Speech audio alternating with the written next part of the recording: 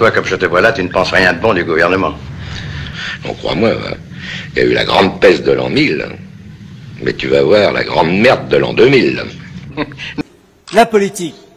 On a l'impression qu'aujourd'hui, en 2015, vous nous dites que l'homme politique ne sert plus à rien. Non. Ça fait longtemps que l'homme politique a perdu le pouvoir au profit des grandes banques.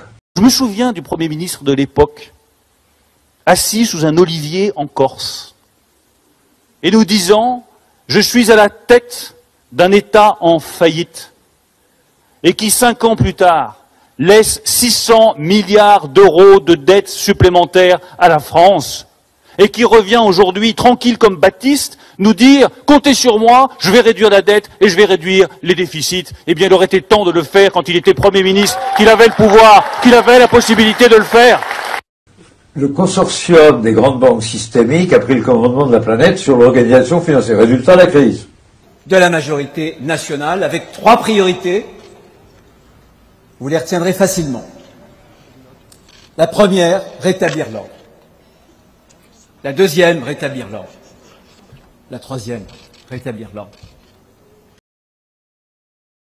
La leçon que j'en tire, c'est l'ordre, l'ordre, l'ordre.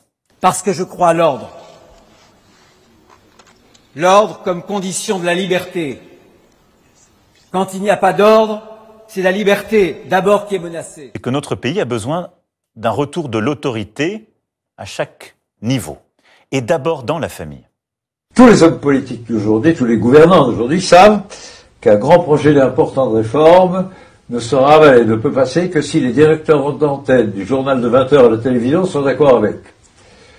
Si les rédacteurs et les directeurs d'antenne de la télévision combattent un projet de réforme, il ne passera plus. Terminé. Vous êtes bien tous les mêmes.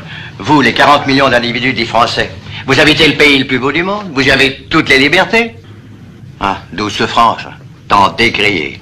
Je t'en prie, mon vieux. La presse est libre et indépendante en France. Je suis désolé. Merci beaucoup, Michel Rocard. Merci à vous. Mais il y a peut-être aucune certitude, mais je vois bien les tentatives des uns et des autres pour essayer en quelque sorte d'effacer le résultat de l'élection législative. Mais le résultat, il est très clair. Mais personne n'a gagné. Mais personne n'a gagné. Imaginez un électeur qui n'est pas forcément habitué à se rendre aux urnes de manière régulière, qui là a fait l'effort de se déplacer justement pour contrer la menace RN et qui se retrouve dans la situation qu'on a décrite en début d'émission. Je suis pas sûre que la prochaine fois, il aura la même tentation d'aller voter. Et puis dites donc, je vous le répète, vous êtes une bande de cocus.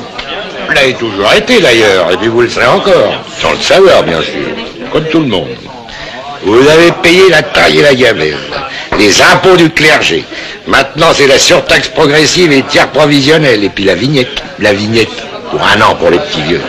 Vous avez été faire la guerre de 100 ans, les guerres de religion, vous avez endossé la cuirasse pour prendre Jérusalem, vous êtes saigné pour les fourriers de l'Empire, on vous a filé les bandes boltières à Verdun, vous les aviez encore à Dunkerque, et ça fait 2000 ans que ça dure, bande de patates.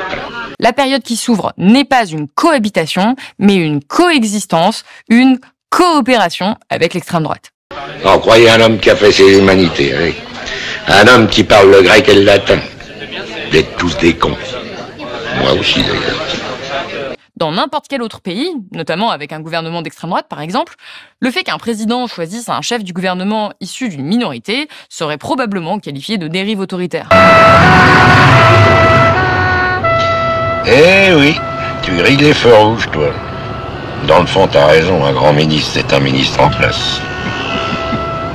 Mais pour moi, Macron n'existe pas vraiment. C'est peut-être pour ça que j'ai du mal à m'intéresser à ce qu'il dit. Je pense qu'il est le rêve. Il est le rêve plus des gens qui l'ont élu que lui-même. Et toi, que deviens-tu? Rien. Vertueux? Même pas. Alcoolique, paillard, et surtout de plus en plus anarchiste.